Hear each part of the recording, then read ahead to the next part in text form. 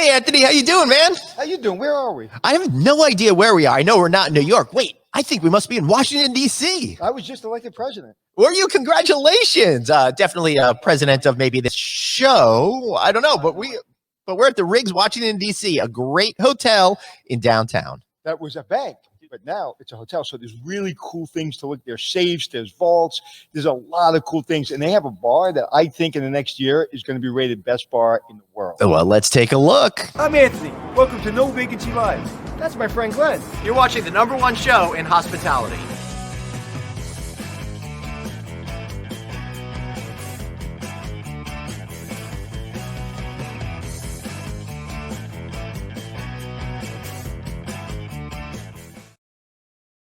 Hey, everybody. Welcome to the show. I, of course, am Glenn Hausman. I've got the one and only Anthony Melchiori here, and we are recording live at the Riggs, Washington, D.C. in downtown D.C. First, my condolences to you. I really thought you were going to be the next president of the United States, but... You know what? I got more votes than Kanye. That's all I care about. So one of the things I love about being on the East Coast, we're so close to so many wonderful things. And we said, hey, let's go to Washington. It's a historic moment. Let's be here. And we just came to one of the most beautiful hotels in all of Washington that opened up right before COVID hit. Yep. So, what better person to talk to than a person that's running a beautiful hotel like the Riggs Hotel, and he knows firsthand what it was like to go to open up a hotel, then have to close the hotel, and then reopen the hotel. Oh my goodness! Well, let's bring him in, Mr. Dieter Schmitz, area general manager, who's in charge of this hotel. Dieter, welcome to the show. So great to see you. Hey guys, great to have you. Thanks for having me. So, Dieter, last time we spoke, he was on the No Vacancy podcast with me before Anthony and I started doing the show together last February, and we had him on the show. And I'll put in the show notes for you to go back to listen to that, because you are like an expert in opening hotels, not an expert in opening, then closing, then reopening hotels. What has this experience been like for you, sir? Yeah, I mean, my whole shtick for opening teams is, my favorite part of an opening is you never close the doors again. You unlock it once. And now I know the reality is different in time. So I think it was nothing that we anticipated, obviously, like anyone in this industry. But for us, opening February 3rd, it was particularly painful, where we had to shut our doors 6 weeks after opening, which, given the success of this hotel out the gate, and all that energy and all the training, it was gut wrenching. But, for those 5 months, we kept our core team together as best as we could. And we really stayed true to who we are. I didn't want to sacrifice the guest experience, because as an independent, that's all we have as a differentiator, right? We have this beautiful design and a great hotel, but I wanted the guest experience to be protected. So we were able to do so. We opened August 11th. And the reviews and the feedback and the feeling I hope you guys feel is that, we are a different guest experience. We're very true to not scripting our employees, letting that genuine personability shine. And I think right now we're just waiting for the world to be able to come and experience Riggs, because it is a truly special property. I want to talk about the hotel, and I want to talk about the history of the hotel, and I want to talk about those films running behind you. But before we do that, I have to say something. I walked in here last night, and I met a young lady at the front desk. What was her name? Taylor. And you're not allowed to steal Taylor. Okay. I will be. I'm opening a hotel on the West Coast, and I will be stealing her. But I will tell you, and I said it last night when I was having a drink with Glenn, our producer, I said there's an elegance of style of service that you don't train, that it's somehow born within the family which she was raised in and the people she was around. There's an elegance. And then I met Terry at the front door, who's now going to be trained at the front desk, and he's really, really excited about that. And he was talking, and he has this style. Everybody I've met has that feeling. Of course, they come from 5-star hotels. They feel like they were born in 5-star hotels, but they haven't been. But there's something about them. There's a touch and a feel that they have, the way they pour a drink. I asked your mixologist last night, can you please pour me a drink? Do not ask me what I like, just make me a drink. And he made me 2 great drinks that were amazing. But there's something that is not trainable that you figured out. So what is your style in hiring people? Because I like to think that I do it as well. I don't know if I've ever done it as well as you have, but there's something that you can't read in a textbook that you somehow identified. So tell me about that. Well, firstly, thank you. That means a lot, and that's what we're going for. I think for me, I always go for personality based. So like you said, if someone has that personality and that genuine warmth and the desire to grow, I can train everything, right? And a lot of times, if someone's been an agent for 10 years, unfortunately, there's some bad habits or the passion's been sucked out and you can't recover that. And so I'd rather spend the extra time training what it takes to be a front desk agent, but knowing that that personality piece is there. So, I meet every employee we hire. My interview is very conversational. It's just seeing if you have that passion and that genuine warmth, because I can't train that personality. But there's an piece. elegance with every single employee I've met. There's an elegance, and that even your food and beverage manager, assistant food and beverage manager, what's his name? Michael. He's great. Michael. Again, we were talking to him last night. We were out on the sidewalk, and he just made the dinner and the drink experience so much better because of his knowledge of the area, his passion for the industry, and his understanding of the menu. And it just made everything so much better. So enough about your staff, who's absolutely number one. Tell us about this hotel and tell me about the films behind you. And let's talk about that. And then we have our producer actually that is going to be showing us different parts of the hotel. Yes. So once he's ready, we'll go to him. But so tell us about the films and just tell us about the history of the hotel a little bit. Sure. So, I mean, the films it's a great reel. Our marketing team created of historic footage from around DC. So you'll see behind me, I guess, it just rotates from really great vintage shots. It's actually fun to watch. It's like a 30-minute reel.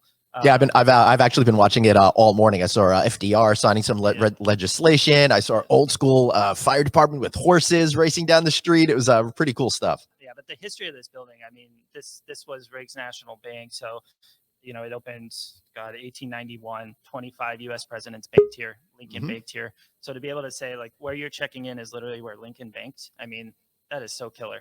And I think our designer, Jaco Strauss, he wanted to bring out the identity of the building and the heritage of the building, as opposed to, trying to just do this all-out design. And I think he did a phenomenal job of really bringing the history out. So when you walk around, you feel that you're part of this amazing history, but you're also now a 5-star hotel. And that's freaking hard to do. Yeah, it sure is. Anthony, what do you think about showing that vault? You know what? The vault. I love the secret room that you have that you can basically rent out, but nobody's supposed to know where it is, and it's very secret. There's no pictures of it, and it reminded me. I was in the United States Air Force, and it reminded me of the missile base I was at, because to go into the missile silo, you had to go down, like I think 10 feet in an elevator, and then you open up this basically door that was about the size of the vault that has your hidden room. It's unbelievable. So tell us, before we get that, our producer gets the shot. Actually, I think we have the shot. He's got the shot right now. Let's bring him in. And so tell us about what's behind that door. So that was the actual original bank vault of the building. So when you go past that, we actually have our best-in-class athletic studio. And then we do have a secret room within the gym, which you can rent out for private events, private gatherings. That's kind of a speakeasy room, if you will. But it's really neat that we were able to keep that original vault door, which, as you can see, was quite hefty. And that now protects our gym equipment. So you feel like you're really getting in a very private, high-profile workout. Yeah, but behind the gym, there's the secret room that no one's allowed to take a picture of. Yes, and then there's a secret room in the gym where that opens up, and you can essentially buy it out, have up to 10 people that you really are shut in. It is extremely private, and we can stock that. We can have a bartender, whatever you'd like, but it does take the privacy of meetings to a new level. Right, and you know what's interesting? Like, we see that door and it represents elegance in 5-star hotels, and it represents this cool room and this cool workout facility and all that. But think about the things that were behind that door for 100 years.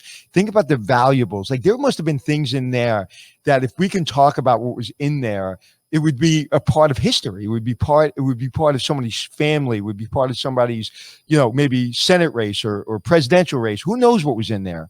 Who knows how much money, watches, stocks. Maybe the Nixon tapes were stored in there. Maybe. Matter of fact, I think that's where they were stored. Let's start that rumor.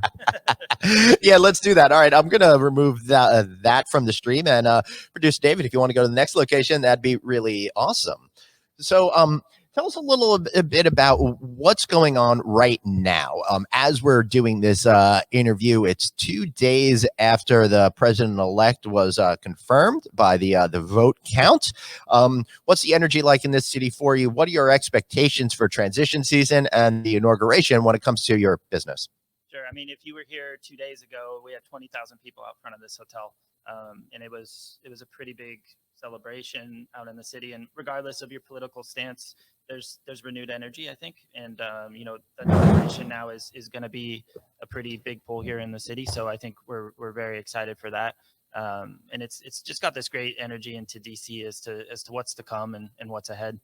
Yeah, so tell me a little bit about what it was like feeling that excitement. And again, I think all politics aside, whenever democracy works and we have a flexibility in government, then I think it really creates some positive energy. You think that's going to overflow into here? And I got to tell you, we had dinner outside last night because it was 70 degrees. How often does that happen in November? Yeah, like, you guys came in at literally the best possible weather, but I've never seen the energy that we're seeing now. I've never seen that many people after an election out on the streets and celebrating, and that was right in front of our hotel. So, you love the positive energy. It's, like you said, democracy is an important process that we take immense pride of being an American for. So I think it was a long wait there, and everyone was kind of on pins and needles, but now the path is clear. I think inauguration here is not going to be a traditional inauguration, I'm assuming, Right. but it's still going to be a celebration that will bring business into the city. And, DC and like New York, I think these major city markets have a harder time coming back than if you have water next to you and you're a leisure market. So Yep. we got to take any side of positivity and light, and we just got to believe that it's going to have a nice business effect, because that's all we got. Yeah. Anthony? Yeah, I was walking around the streets last night, and we couldn't get near the White House. We were 2 blocks from the White House, but it was very quiet, and there's a feeling. And I know there's people that voted for someone that didn't win, and there's people that voted for someone that did win. And being in the military, I don't remember seeing, not that I saw a lot of bullets, but the ones that I did see, they weren't red and they weren't blue. They were red, white, and blue. And this is one America. And I remember posting something a couple of days ago after the election. I said, one America. And apparently that was controversial. And that upset me. And so I took it down. I took it down because this isn't about red or blue, your candidate, my candidate, your candidate. This is about everybody coming together. And we got to start talking. And in a hotel like this, and I'm going to bring it back to the hotel, because a hotel like this, there's something, a feeling. You're right in the middle of power. You're right in the middle of Washington. But there's something historic about this hotel. And this hotel has meaning for hospitality and a meaning for the city. And just even through the spirit of your drink menu and your food menu, like bring us through. There's this drink menu that I have right here, that every single thing in this menu is basically is a throwback to something that's meaningful to Washington. So tell us about that drink for $375. What is it called? The presidential. So downstairs in our cocktail lounge, Silver Lion, which when we can reopen it, we can't wait. But there's such creativity put behind that menu. As you can see, I was going to put Anthony on a single shot so we could see that a little bit better. There we go. So the presidential gift, that $375, that used to be the stipend of amount a president could accept legally as a gift. No idea what it is now. I'm assuming it's a little more than $375. No, I don't think it is, actually. Is it not? I was actually, one of my greatest compliments was when I was in the military. I was a protocol officer, and I was asked to become a protocol officer, an assistant, a low-level assistant protocol officer at the White House, but I had to re-up for a couple of years, so I never did that. But I would love to do that, especially now. Some of my friends know the person going into the White House now, President-elect Biden. So if you want me to come be the protocol officer, I'm available. Nice. All right, that's excellent. Do you hear that, government? Anthony's ready for you. I think we could take a look, because we had a great drink last night at the rooftop, and we saw this. Yeah, so that's our pretty breathtaking view. And I think Anthony and we were talking about this before. It's about adaptability, right? So our rooftop space was meeting an event space, which realistically, yeah, and I got to tell you, honestly, that's not doing it justice, because the Capitol building from your rooftop last night looked majestic. It was all lit up, and it looked absolutely majestic. So that shot is really not doing it justice. Right. But the rooftop bar was just so unbelievable, and I loved everything was so well taken care of. And I know this is the COVID, a period, so I felt safe. Matter of fact, the bartenders didn't even come over. The waiters didn't come over until you put your mask back on, which I really liked. Every table was separated by glass. It felt very safe. I felt very comfortable, and what a great venue last night. just amazing. It Oh, just hey. really felt great. This is where we're going in. So this is the originally when you walk in, this was supposed to be the facilities that you would sell, and then you added the whole outdoor component last minute. I think that was very clever, very smart. Really, is really something that's helping you guys get through. And I got to tell you, I hope you keep it post COVID because there's so much fun and energy up on this rooftop, Dieter. Yeah, that's one of those fun things where we're like, okay, this is a beautiful view. Let's try. People are going to be receptive to drinking outside more so than inside, right? Mhm. And we did it, and we created rooftop at Riggs, and it was a smash hit. I mean, we were, even during COVID, every reservation Thursday through Saturday was gone. So we are leaning now towards making this a permanent staple. So of the wait, city. when you opened, that rooftop wasn't there. The outside wasn't No, there. I decided to do this right before we opened August 11th. I decided to activate it as a space because it was just going to be a meeting space sitting with that view. And it killed me to not have something up there. So Oh, I'm glad you did that, because if I saw that space and that was in a rooftop bar, Right. you and I would have had a serious Yes. conversation. It would, yeah, he would have settled it with something. I've never thrown a punch in my life, so I think you would win. but I really think that sells the hotel to me. The rooftop. Last night when I found out there was a rooftop, this is exactly how it went. Me and Glenn and David, we met. We're here. We're setting everything up, make sure everything works. And they're setting it up, and I go, and somebody said there's a rooftop. I said there's a rooftop, and I ghosted them so fast. I was gone, and I was up sitting up at the rooftop. Then I get a call 5 minutes before they're about to make my drink. They said come and test their equipment. So I came downstairs, and I just couldn't wait to get back upstairs. So the rooftop, especially now, just made everything better. And in New York City, I mean, the Refinery rooftop and, the Rockaway Hotel that we're at, they have unbelievable rooftops. Rooftops everywhere now. Like, if you don't have a rooftop, you're not the cool kid on the block. Yeah, we actually joke around that it's almost like required by law in New York City to have a rooftop bar when you open up a new hotel, right? So, I was in New York for 5 years and opened 3 hotels there. And I was thinking, like, there's a lot of rooftops in New York, but DC is actually not too many, right? Really? There's not a lot of great rooftops here. And that's even more exciting because we're going to invest the capital inside to do that area correctly on the inside.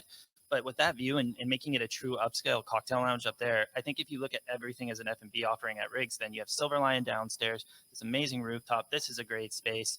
In my opinion, you become the leader in the city, and that's kind of our goal is, obviously for the community is to come and take this as a whole F&B experience as well. So what hotels did you run in the city? I'm curious. So I opened 3 new builds for IHG. I actually saw you at a union event. You talked to everyone at the convention center. Oh yeah, I gave out the awards. Yes, you did. That was the longest day of my life. It was very long. They asked me, my friend, it's funny, my friend, she was a lawyer for Right. the Hotel Association, and then she became Nikki, right? I think it was Nikki. She became I can't remember her name off the top of my head. And then she became the president of the association. Anyway, she asked me to be the MC. And I didn't realize I was going to have to read off 650 million names Yeah. all within 3 hours. And I was reading as fast as I could. I remember the chairperson giving me the finger, like to speed it up. And I almost threw the mic at him.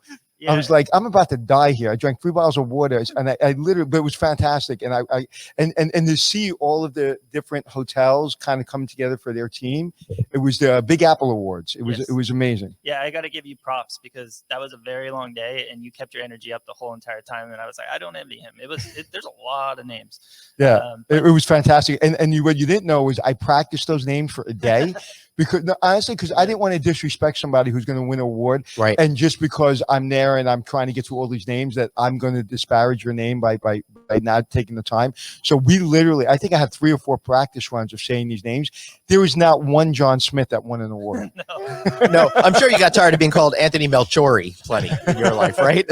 I don't mind. I just don't want to take a housekeeper who wins housekeeper of the Yeah. year, cleaning 18 toilet bowls a day, and then call her a name that doesn't even sound like her name. So thank you for that. So what hotels? Can you talk about which hotel? I launched Even Hotels for IHG, which was their wellness brand. So Which one? Even Hotels. Oh, Even, sure. I love that particular brand. So I opened the first ever in the world, and then I opened the 2 new builds in Manhattan, so 35th Street, Times Square South, and then I opened Even Hotel Midtown East, and Huh. then I opened the new HY36, which was the Yep. new Crown Plaza flagship. So those were back to back, and I was in there in New York for 5 years. I mean, amazing experience. Like, talk about getting spoiled. We ran 96% occupancy for 5 years. Wow. That HY36 that opened up last November-ish. I believe IHG did a party during the the hospitality conference, NYU Hospitality Investment Conference last year. Great property. I love the big ceilings on that first level. Just really great. And there's maybe not a rooftop downstairs, but you did have outdoor space in the back of that hotel, which is super unusual. So what's the difference between opening a hotel in Washington, D.C. and opening a hotel in New York? Is there any significant difference, or is it the same? Outside of unions, let's stay out of that. But what's the difference? I mean, I can't tell you what it's like to open a hotel in DC in a normal situation. All I know is what we go through. So for that case, everything. But, you know, I think New York, in my opinion, I've opened hotels in Southern California, 3 hotels there. But New York is like, you have to be ready day one to be sold out, and you're going to be sold out all the time. And there's this problem, and granted, this was before, and it'll get back there. But there's the problem of not filling out. It's filling out with what business, and you then have to be fiercely protective if you have 150 rooms. Each one's a gold mine, right?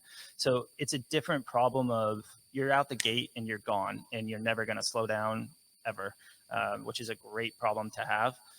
And I think, you know, those 3 hotels are currently closed. I think my owner was saying he's going to reopen them in April, and I hope so much that city rebounds. I think it will. But people that work in New York love it forever. That's always going to be my home for those hotels. I love that area. And that energy is great. Here in DC, it's not as much of a city, like bustling. Like if second you get out the door, I remember my first day in New York, I got trampled. I was a SoCal guy, like, and I called Izzy. I was like, everyone's going so fast. Like they're so rude. Yeah. And then flash forward 3 months, I'm like, get out of the way, tourists.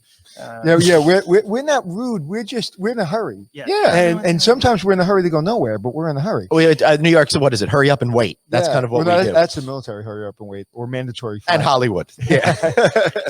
Exactly. On the movie set, hurry up and wait. But yeah, there's a vibe of Washington. And the good thing about Washington, it's the government. And the government can't shut down. So you're going to have business coming in and out of Washington. Listen, and people that say New York, you know, is dead, New York's not coming back. That's if true. New York doesn't come back, the country doesn't come back. So let's not kid ourselves. I get tired of negative Nellies always thinking that the condition of right now is going to be the permanent condition. But things are always in flux. Things are always in changing. There's ebbs and flows. Everything will absolutely come back. Anthony, I want to show off this incredible room that you don't have, but I do have. Check this out. This is the Riggs. This is the Riggs suite. Yeah, and you know, again, not doing justice to how beautiful that room is. That room is absolutely gorgeous. It looks like that's where the president's, you know, going to have, meeting a king or meeting a queen or something, or another head of state. It's just a beautifully appointed room. I walked into that room, and the first thing I said was like, "This is where we're shooting," and you said, "No, this is my room." I go, "But your room's nicer than my room." And he said, "Well, I knew the boss before you did." Yeah. I was like, "But I'm not used to being outranked with rooms." The one thing that I would tell you is a major plus for my career is I always get the nicest room. And I have a beautiful room that I am not complaining about. It's gorgeous. But this room is like, this is like President Houseman. How is that room? It feels really good. And as someone who got fewer votes than Kanye, I do appreciate that I had this opportunity. But best of all, to now, for the rest of my life, to be able to say, I got a better room than you, Anthony, I can't be beat. You know? It's absolutely gorgeous. And so tell us about that room, what the meaning of that room is. And yeah, so I mean, next time you come back, it's yours, Anthony. I promise.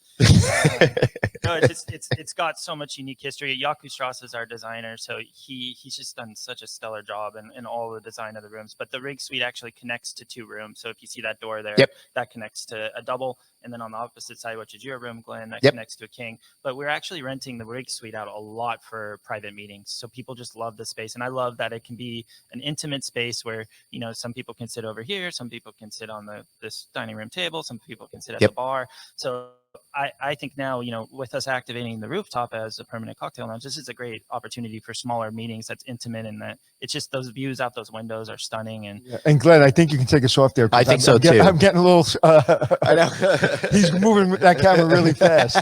But you know what I like about it too? Like if I'm a CEO or whoever I am, that is such a great shot. That is such a Instagrammable room, and that's such a great, like if I'm presenting something or announcing something for my company, that is a great place to be sitting when you announce it or having a meeting. So just every part of this. And what I love about, like I said before, is I love the fact that on the outside of the building, it is just beautiful stone. It's been here, what, 200 years? How long has it been here? 150 years? How long has it been here? Built in 1891. Wow. When you come in, it feels more feminine, but it doesn't feel either way when you're kind of walking around. It just feels right, and it just feels soft and it feels comfortable. But also, you see your vault, and you're like, oh, right, and you see all this beautiful brass and the ceilings. But then you have these beautiful pinks and blues and all these really beautiful colors. And I'm actually staring at this beautiful flower arrangement. Right. Let me right see if I behind can me. get No, that. I get it. I over get it. You got there. it. I got it. Yeah. I think it's awesome.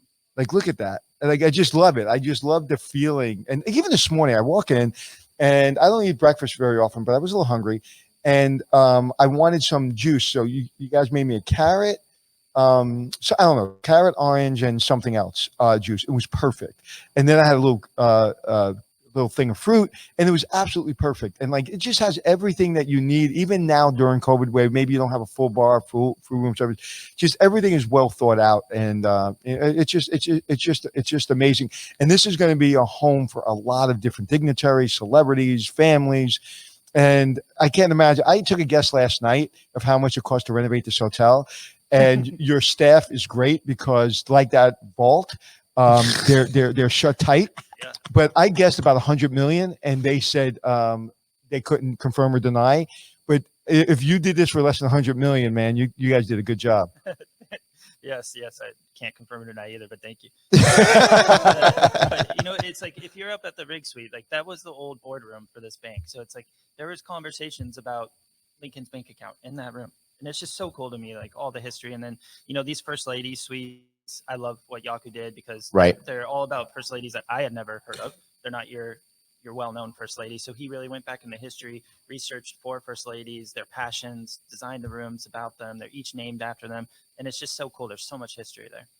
Yeah, so I think that's an interesting fact. We were talking, Anthony was talking about how it's a very masculine structure, but on the inside more feminine. And you actually focused on a female Greek goddess as of money and something else in order to bring this to life, as well as really highlighting great women throughout history that have done stuff. So what made you focus on that particular aspect as opposed to what everyone else does, focusing on presidents or iconic structures here in DC? I think Yaku just, he met with the White House Association. He did a lot of research in the area, and there wasn't any hotels that took that angle and that really paid homage to some amazing women. And, you know, you don't want to do it too loudly, and you just want it to be natural, right? And I think he did an amazing job. Like the Eda McKinley suite, she was in love with flowers, and so you have the pinks and purples and the color schemes there. And then there's three others that are just so unique. And you know, I always feel when I have a hotel and all the suites are the same, it's a missed opportunity. And these four are just so different that, you know, people can go to our website and look at the First Lady suites, but you're really choosing between four different amazing women. Right. And their passions. So how do you make a choice on which one to stay in? It seems like too much. All right, I think we got David somewhere. David, where are we looking at right now? I'm not. We're looking at the seal of the door. So before anybody checks into the room, there's a seal of the door, so it lets you know that that room has been completely sanitized for your protection. And look at this room. What room are we looking at? This one's beautiful. I haven't seen that one before. We'll say it's First Lady suite. Oh, that's definitely a First Lady suite. I wonder which First Lady suite it is. Ooh, well, that's a mystery. Dieter's holding back on us because he wants you all to check in here in order to find that out. Look at that. Look how beautiful that is. I can see the Look at the other colors. side. Oh yeah, with the piano. Yeah, love that room. And look at the So safe. this is Louisa Adams suite. Yeah, Okay. focus on that. Oh, yeah, because of the music. She brought music to the White House, right? Let me give you the background as we look. So Yep. it was created for encouraging music during gatherings at the White House. Has the baby grand piano, references other musical instruments displayed in an artistic way. And then the main color throughout the suite is yellow, with hints referencing the keys on a piano. So it's pretty, I mean, that piece, I love that. I love it. It's beautiful. And talk about that little mini bar, which looks like a safe. Yes, I have one of those in my room as well. It's pretty cool. So these very cheap mini bars we bought.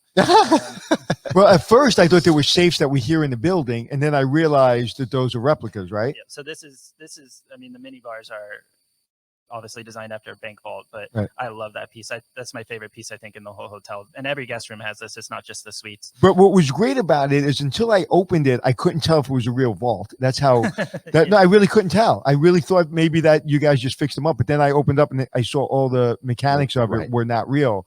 But it was really just it really grabbed my eye. And again, one of the things you don't get in branded hotels, even branded hotels that are soft brands, they eventually get the brand just kind of infiltrates sometimes. Either they take out the Oak Room, not that I'm still angry about that, at the Oak Alquin Hotel, or there's something that just gets, it just gets standardized. And what I love about this hotel, and that it is, it feels very much like the Riggs Bank that is now a beautiful classic hotel, and that you bring in the history in a real way.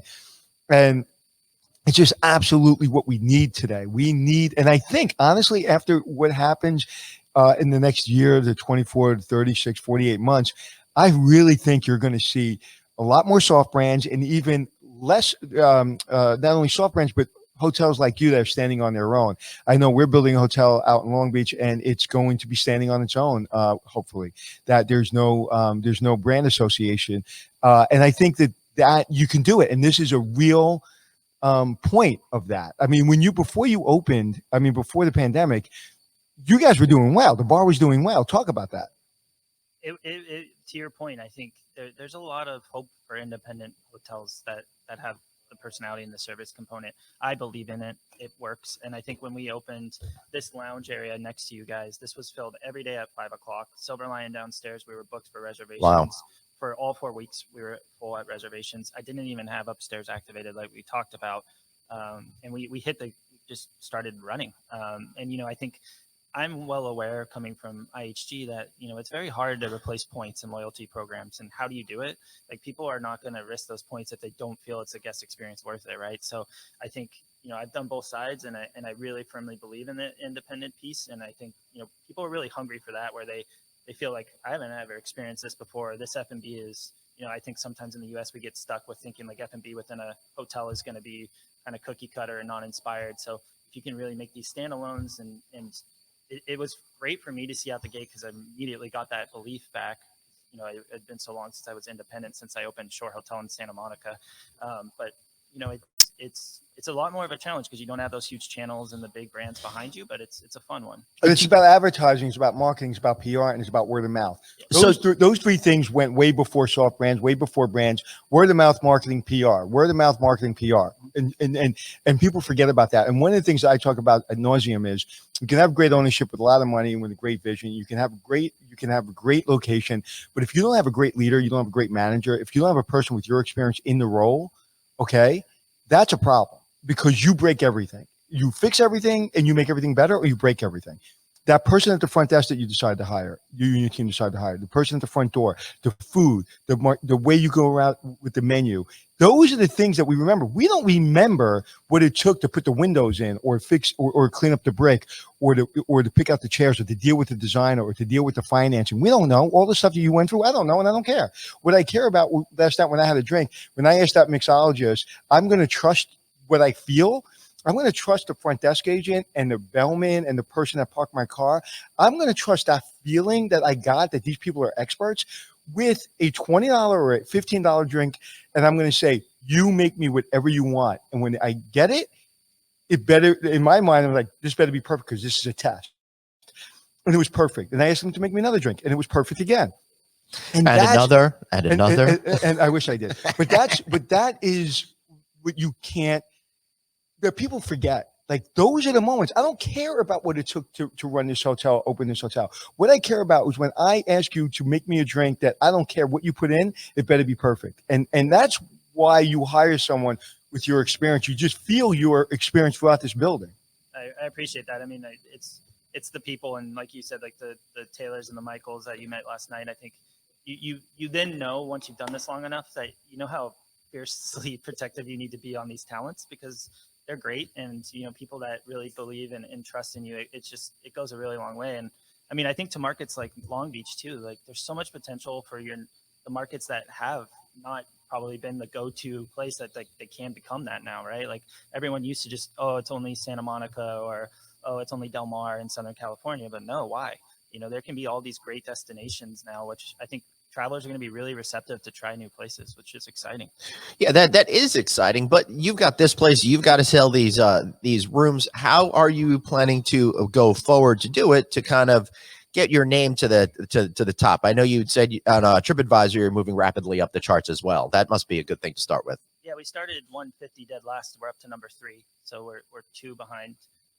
Number 1's been Trump since I started a year and a half ago. So right. we're closing in. But I'm big on, it's all about guest experience. Our best form of advertising, our feedback and our reviews. And what's interesting, going from 150 to number 3 is hard, but it's easier than going from number 3 to number 1. And the nuance of going from 3 to 1 is that elegant service, is the way you speak. It's every single thing you do to get to 3 to 1. So if you've ever been in the race to get from the bottom to the top in TripAdvisor or online, trust me, I've been there like many times. So have you. That's where you separate the men from the boys. That's where you separate, how the nuance, how you interpret nuance, how you really do those touch points. So I'm really looking forward to celebrating number 1 when you get there. Yeah, thank you. I mean, in New York, I did it with both the even got to number 1, and that's 500. Wow. And then HY got to number 1. But the thing about getting to number 1, and it will happen here, is you have a target. And I think you feel like it is so hard to stay there. Yeah, I was about to say it must be more fun almost to be like number 2 because you've got the momentum. I'm saying fun because you still have somewhere to go. When you get to number 1, it's great to be number 1, but there's got to be that fear that you could lose it. You know what? They call poop number 2 for a reason. It's just the first loser, right? Right. I'm very competitive. I don't like not being number 1, but once you're there, it's damn hard to keep it. Yeah, that's what I'm saying. It's got to be. But it's got to be exhausting. Fun. But it's much more fun to keep number 1 and try to make number 1. Once I get to the top, I mean, we opened a couple of hotels in New York City at number. We got up there pretty quick. Well, at my age, I found it pretty easy to make number 1 all the time. I really feel that it's so inspiring for the team because once you get there, like once you're chasing, it's fun, but it's exhausting. Once you get there, now team, we just became number 1. Now we have something to lose. Mm-hmm. Before you become, the leader in your city, you have nothing to lose. You just have everything to gain. But once you're there, right? I mean, it just becomes the glue that keeps the team together. And what happens is when you have a team like that, you don't have to worry about the team. The team worries about itself. Because if you're not at the level of number 1, your team will absolutely take you out. It won't even get to the GM or to the regional person. Your supervisor, your teammates will take you out because you're not jeopardizing our number 1 situation. Yep, exactly. And I mean, we're ready for it. We think it'll happen soon. It's exciting. So I think, that's one piece is obviously leveraging that feedback. But then I think with DCE, your government business, your corporate business, what I believe will happen is corporations, when they start to travel again, they're going to want to make sure that people can stay on track on the road and have a great all-encompassing experience, which I feel we can sell confidently. So it's, it's just relying a lot on your sales team and there will be more than just drive-in leisure. As of today, right now, right. DC is so limited. I think right now it's 4 out of 5 Americans can't come here without a 14-day quarantine, right? So we're pretty blocked off. And DC, everyone in the U.S. has had the strictest mandates since day 1. Right. So the mandates aside, getting from number 3 to number 1, what do you have to do? Because this is a great 5-star hotel, but what do you have to do in order to get up there on TripAdvisor? What's that last remaining component that you need to worry about? You just can't have any mistakes. You have to be on your game now more than ever. And I think every experience has to be a phenomenal one. You have to touch every guest. It has to feel like home. And we just had this conversation as a team. It's a great feat to get to where we are, but now we need that final push of just energy and loving rigs and making sure guests feel that this is a special experience and just finding that last little bit of energy to get us through the next couple months. And then when we're 1, you get that natural kick and now you just keep it and run. And high performance is every day. It's 24/7. It's high performance all the time. So once you kick into it, you don't kick it off. So it's everything matters in the hospitality industry. Every single thing 24/7. So when you have a team that understands that at a high level, and I say it a lot, if you're good, don't be around me. You know, I want you to be excellent. I want you to be excellent every day. Good doesn't cut it. You know, I'd rather you be average, because when you became good, you gave up to be excellent. So just be average and get away from me. But good gets in the way. Honestly, I really mean that. With people, I'm really good. It's like, are you the best? If you're not the best, you can't be on the team that is the best hotel in Washington, D.C. And so when you ask, what does it take? It takes everything. It takes a mindset that is absolutely ferocious, and everything matters all the time. And those people that get exhausted by that will never be in a hotel like that, because, you know, they won't last more than 6 months. You don't get exhausted. People like that run hotels like this, that are involved in hotels like this, they are motivated by that. They are motivated by that energy and that level of service. It doesn't tire us out. If anything, we wake up in the morning, we jump out of bed, and we do 3 backflips. Yeah. Wow. So Dieter, how do you maintain that level of energy and make sure that your staff here feels the same level of energy? I mean, the one thing I'll point out about what makes Riggs so special, in my opinion, and I love all my former hotels I've done, is I'm asking the team to do that, and I'm also asking them to do that at 80% of our original staffing. So, like, what we're asking of our people, it comes down to, you know, Taylor is running our front desk, but she checked you in last night. Like, we are lean right now, and when we hired, we wanted hands-on leaders that are not dictators. Same with myself. If there's a line, I'm going to go into the desk. They hate it, but I'm going to do it. And, you know, it's the fact that I'm asking of this after everything that's happened here at Riggs, and after all of our layers of staffing are gone, it shows the essence of hospitality to me, which is like, if you just trust in each other and let's claw through this, how special this hotel will be. No one else went through what we went. No one else opened in February and had to deal with what we did. And we're going to get through this. And when we do, we as a team firmly believe we'll be the best hotel in DC. And I think setting that belief, because we need it now. Like, And you know Right. what? Not to tell a lady's age, but that young lady we're talking about is 22 years old, and she had the grace and the experience of somebody that had 20 years experience. So she just looks young, but she was phenomenal. And one of the things, to get back to Glenn's question, what does it take? I'll tell you what happens is, why are we doing this? Well, that's the brand standard.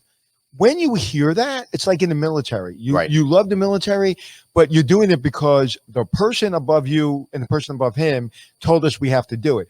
When you're in a hotel like this, the housekeeper, the supervisor, the 22-year-old front desk manager or assistant manager can make a decision to change the way you do things. Talk about that, Dieter, how important that is. I think it's huge. I think empowerment is huge, and you don't have to go through a 30 approval process. If we think something's going to be better, if we tweak it for the guest experience, everyone is empowered. If you were to brand a hotel, how long would it take to get approval to open up that rooftop? Oh God. Jesus. I mean, you're talking as small as like a pen, right? It could take months. It could take months. And so, like, that's what I love about what I've been able to do here is, let's activate the roof. Let's do it. I mean, I'm not used to that, right? It's that you get a lot more empowerment, and it makes it a lot funner, in my opinion. So, but yeah, we're not perfect, and we got to keep tweaking ourselves to what this new traveler wants. If you think you're perfect, then Right. kill Yeah. yourself. Absolutely. Wow. This is awesome. So before we start to wrap up with you, Dieter, were you able to keep some of those same staffers that you had in February to return in August? And what was that like for those folks that were on the sidelines for all that time? Yes, so everyone here has been part of the opening team originally in February. So we unfortunately lost a lot of really great people. There's no denying that. We had numerous rounds, but the ones that are left were here since day one. They agreed to stick on for 5 months closed. We still worked. We still did calls. We still tried to challenge ourselves. What didn't work in those first 6 weeks? So I think you have this core group that's been through hell and back together. That everyone's here from the original team, and then hopefully one day occupancy dictates that we can bring back some really great people that we don't have right now. But it is a family vibe that's been through it together. Right. That's awesome. Anthony, any last questions for Mr. Schmitz over here? No, thank you for the hospitality, and thank you just for everything you do, and all. Like, a guest may not understand, or even employees not understand, but when you're in the business, as long as I've been in the business, I understand, and I feel it. I felt it from the second I pulled up. I feel it to right this second. I feel how hard you've all worked, from the ownership all the way down, and it's a tribute. So thank you, and thank you for giving me a new hotel to come to in DC. I really appreciate that. And next time you come back, the Rig Suite's yours. Sorry, Glenn. All right. And Dieter, I'm going to take that personally, but I'm still going to let you tell us how we could learn more about the hotel and for people to stay here. Yeah, so rigsdc.com, it has all the information about all our great suites, all the restaurants, everything. If anyone does come, please ask for me. I'd love to say hello. We can't wait to be full again. So I really appreciate you guys doing this, and I've loved watching you guys, and I'm glad you're traveling again. And just the first step in the right direction. So I'll just tell you this: we're quarantining and testing a lot in the next couple of weeks. yeah, I'm sure. Yeah, we sure are. Dieter Schmidt, thank you so much for being here. Really appreciate Thank you. you so much. Yep. Andy, it's feeling good to be here in DC. And I'll tell you a little bit later today, everybody, there's going to be a special show popping up with Chip Rogers, CEO of the American Hotel and Lodging Association. We're going to go and record that one now so we can see what is in the hospitality zeitgeist for the next few months when it comes to Capitol Hill. What do you think about that? I think that's great, and that Chip came to see us at a moment's notice is fantastic. So I look forward to that. I can't believe that we're actually going to be seeing him in person. All right, everybody, thank you so much for listening. Remember, subscribe to our newsletter. Text the word hotel to 66866. Follow us on LinkedIn. Follow us on Facebook. Follow us on YouTube. Check out novacancynews.com. And Anthony, people should also check out Hospitality Success, right? Thursday, 3:00. Be there or be square. All right, everybody. We'll see you a little bit later with a very special show. Thanks so much for watching. And remember, I'm feeling here. I'm feeling really good. I'm feeling like I'm vibrating with love and light, pulsating with love and light, because I've got one life and I'm going to blaze on and Be kind to yourself. see you guys later.